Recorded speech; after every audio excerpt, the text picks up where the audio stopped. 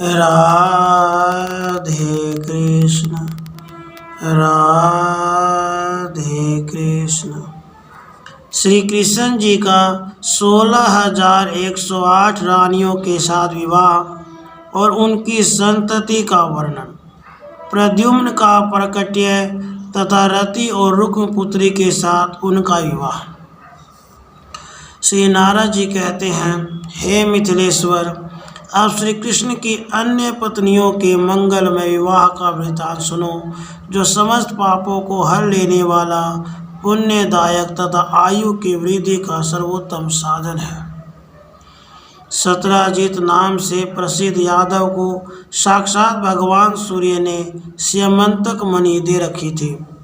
भगवान श्री कृष्ण ने राजा उग्रसेन के लिए वह मणि मांगी। हे मिथिलेश्वर, सत्राजित ने द्रव्य के लोभ से वह मणि नहीं दी, क्योंकि उस मणि से प्रतिदिन 8 भार सुवर्ण स्वतः प्राप्त होता रहता था। एक दिन सत्राजित का भाई परसेन उस मणि को अपने कंठ में बांधकर सिंधु देश से अश्व पर आरूढ़ हो शिकार खेलने के लिए वन में गया। वहाँ एक सिंह ने परसेन को मार डाला। फिर उस सिंह को भी जामवान ने मारा और तत्काल उस मणि को लेकर जामवान अपनी गुफा में चला गया। सत्राजित लोगों में यह प्रचार करने लगा कि मेरा भाई परसेन मणि को कंठ में धारण करके वन में गया था, किंतु श्री कृष्ण ने वहां उसका वध कर दिया, इसलिए आज सवेरे वह सभा भवन में नहीं आया। भगवान पर कलंक का टीका लग गया। वे कुछ नागरिकों के साथ ले वन में गए। महामते वहां उन्होंने पहले घोड़ों सहित मरे हुए परसेन के और किसी दूसरे के द्वारा मारे गए सिंह के शव को पड़ा देखा। यह देख पर चिन्ह से पता लगाते हुए वे ऋक्षराज जामवन की गुफा तक पहुंच गए। फिर वहां से मणि लाने के लिए साक्षात श्रीहरि ने गुफा के भीतर प्रवेश करके 28 दिनों तक युद्ध किया तथा ऋक्षराज जामवन पर विजय पाई। हे राजेंद्र, जामवान ने अपनी सुंदरी कन्या जामवती को उस मणि के साथ श्रीहरि के हाथ में दे दिया। उसे लेकर भगवान द्वारिका में लौटे। उन्होंने सत्राजित को मणि दे दी और स्वयं कलंक से मुक्त हुए। सत्राजित को अपने कर्तव्य पर बड़ी लज्जा आई और वे मुंह नीचे किए भयभीत से रहने लगे। उन्होंने यादव परिवार में शांति रखने के लिए अपनी पुत्री सत्यभामा तथा उस मणि को भी भगवान के चरणों में अर्पित कर दिया। उसके बाद बंधु वत्सल भगवान श्री कृष्ण जी पांडवों की सहायता के लिए दिल्ली गए, इंद्रप्रस्थ गए। उन्होंने वर्षा के 4 महीने वहीं व्यतीत किए। एक दिन गांडीवधारी अर्जुन के साथ रथ पर आरूढ़ हो श्रीहरि निर्मल नीर से भरी हुई यमुना के तीर पर शिकार खेलने के लिए विचरने लगे। वहाँ साक्षात कालिंदी देवी भगवान श्री कृष्ण को प्रतिरूप में प्राप्त करने की इच्छा से तपस्या कर रही थी। पांडव अर्जुन ने उन्हें श्री कृष्ण को दिखाया। फिर वे भगवान उन्हें साथ लेकर इंद्रप्रस्थ आए। वहाँ से द्वारका में पहुंचकर उन्होंने मनोहरांगी सूर्य कन्या कालिंदी के साथ विधि पूर्वक विवाह किया। उस समय परम मंगलमय उत्सव का विस्तार के साथ आयोजन किया गया था। अवंती के नरेश की एक पुत्री थी जो रूप लावण्य से मन को हर लेने वाली थी। उसका नाम था मित्रविंदा। भगवान श्री कृष्ण रुक्मणी की ही भांति मित्रविंदा को भी स्वयंवर से हर लाए। राजा नग्नजीत की एक पुत्री थी जो लोगों में सत्या के नाम से विख्यात थी। उसके विवाह के लिए राजा ने यह प्रतिज्ञा की थी कि 7 सांडों को जो एक साथ ही नाद देगा, उसी वीर को मैं अपनी पुत्री दूंगा। भगवान श्री कृष्ण जी ने सब लोगों के देखते देखते उन 7 सांडों को नाद कर सत्या के साथ विवाह किया। केकय राजकुमारी भद्रा को ही भगवान श्रीहरि उसकी इच्छा के अनुसार अपने घर ले आए।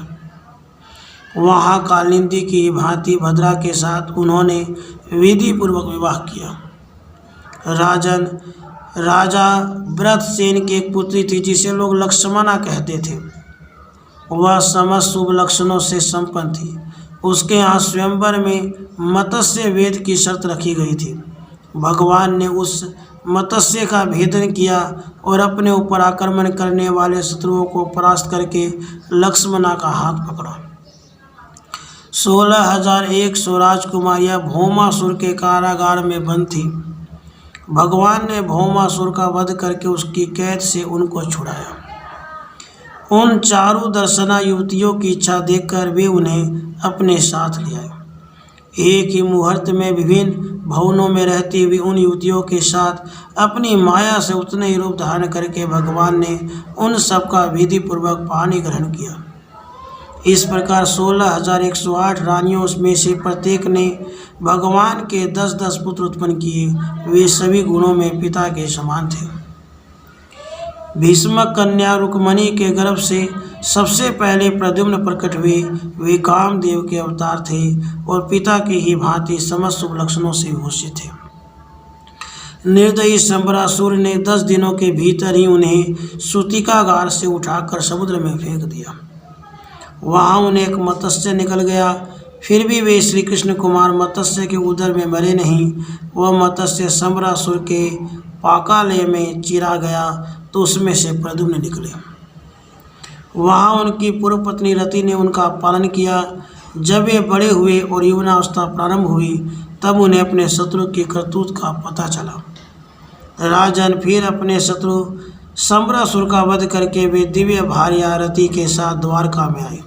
उनका वह कर्म बड़ा ही विचित्र एवं अद्भुत था। राजन, महारथी श्री कृष्ण पुत्र प्रद्युम्न रुक्मी की बेटी को भोजकट नगर के स्वयंवर स्थल से हर लाई और द्वारका में उसके साथ विवाह किया। प्रद्युम्न से अनिरुद्ध नामक पुत्र का जन्म हुआ जिसमें 10,000 हाथियों का बल था। वे ब्रह्मा जी के अवतार समझे जाते हैं। उनकी कांति शरत काल के प्रफुल्ल नीलकमल के समान श्याम थी। इस प्रकार मैंने परिपूर्णतम भगवान के चतुर्व्यूह अवतार का तथा उनके विवाह संबंधी परम मंगलमय विचित्र चरित्र का तुमसे वर्णन किया है, जो समस्त पापों का हल लेने वाला पुण्यदायक तथा आयु की वृद्धि का उत्तम साधन है। राजन, अब तुम क्या सुनना चाहते हो? इस प्रकार श्रीकृष्ण संहिता में द्वारका खंड के अंतर्गत नारद बहुलास संवाद में श्री कृष्ण की समस्त रानियों की विवाह का वर्णन नामक 8वां अध्याय पूरा हुआ। राधे कृष्ण, राधे कृष्ण।